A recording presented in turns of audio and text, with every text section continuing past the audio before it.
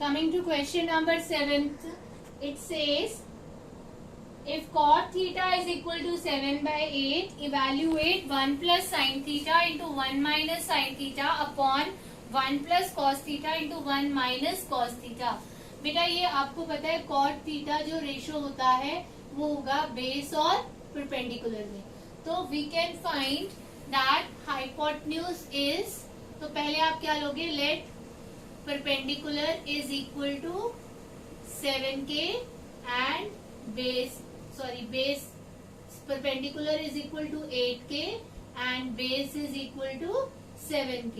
तो यहाँ से बाय पाइथागोरस थ्योरम हाइपोटेन्यूज क्या हो जाएगा, hypotenuse is equal to square root of 8k का स्क्वायर हो गया 64k square plus 49k square. So it is equal to square root of 113k square. That means square root of 113k. तो अब हमें ये वैल्यूज पुट करनी है यहाँ पर. Before that we can use the identity a plus b into a minus B.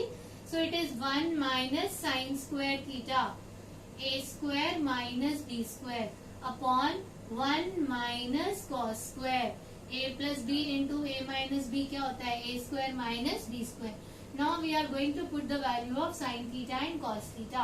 अब sine theta की वैल्यू क्या होगी, परपेंडिक जो साइन थीटा होगा यहाँ पर हम लिख लेते हैं. साइन थीटा हमारे पास आएगा परपेंडिकुलर बाय हाइपोटेन्यूज.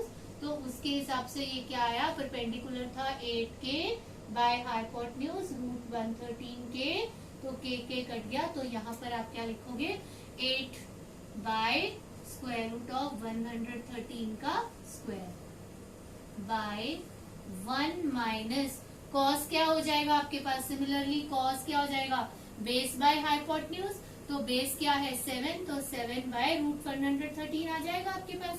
तो 7 बाय रूट 113 का whole square. Now this is equal to 1 minus 64 by 113 by 1 plus 1 minus 49 by 113. When we take LCM, LCM is 113. तो ऊपर क्या आएगा 113 माइनस 64 और whole upon, again the denominator में LCM 113 है तो 113 minus 49. So this gives us 49 by 113 into 113 by 64. तो ये 113 और 113 कट गया. So we get the answer as 49 by 64. Now second part is very simple. Cot square theta पूछा हुआ है. आपके पास cot theta 7/8 है तो cot square theta क्या होगा, 49 by 64. Now coming to question number 8, it says if 3 cot A is equal to 4, 3 cot A is equal to 4, then check whether 1 minus tan square A by 1 plus tan square A is equal to cos square A minus sine square A और नॉट. अब बेटा यहाँ से आपके पास 3 cot A is equal to 4 है तो cot A क्या हो जाएगा 4/3. एज इन प्रीवियस क्वेश्चन ये क्या रेशो है, बेस और परपेंडिकुलर. तो बाय पाइथागोरस थ्योरम हाइपोटेन्यूज क्या आ जाएगा आपके पास 5k.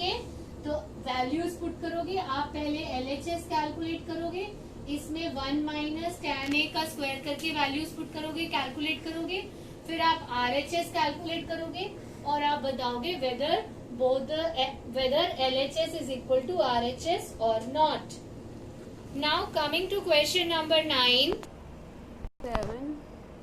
It says in triangle ABC, right angled at B, if tan A is equal to 1 by root 3, find the value of sin A cos C plus cos A sin C. हमें given है, मैंने यहाँ पे diagram बनाया है क्योंकि diagram में हमें अलग अलग रेशियोज हैं एंगल्स को लेकर, सी और ए अलग अलग एंगल्स को लेकर। राइट एंगल दैट बी है तो बी राइट एंगल पे ले लिया, ए और सी आप अपनी मर्जी से कहीं भी ले सकते हैं। नाउ टैन ए, तो अगर हम ए एंगल कंसीडर कर रहे हैं तो परपेंडिकुलर ये है और बेस क्या है ये, तो यहाँ पर आपके पास टैन ए 1/√3 दिया हुआ है, तो ये परपेंडिकुलर हो गया और ये बेस हो गया।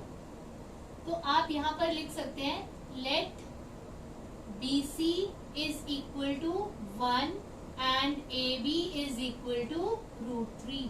ये हमने सिर्फ ये फाइंड करना है कि अभी हाइपोटेन्यूज क्या आएगी, तो AC is equal to square root of 1 का स्क्वायर 1 प्लस √3 का स्क्वायर 3, तो 1 प्लस 3 4, तो इट इज 2।